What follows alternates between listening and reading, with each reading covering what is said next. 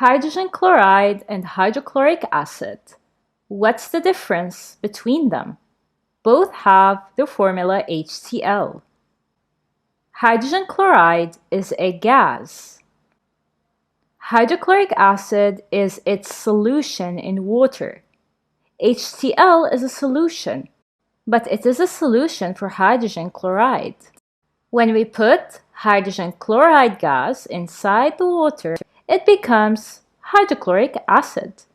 The equation is H2O plus hydrochloric acid reacts to give H3O plus, which is the hydroxonium ion, plus Cl minus.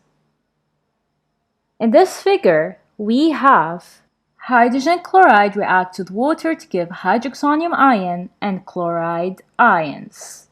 So what we do is we get a thermometer and put at its bottom a drop of water, and then we will place it inside a tube containing hydrochloric acid gas.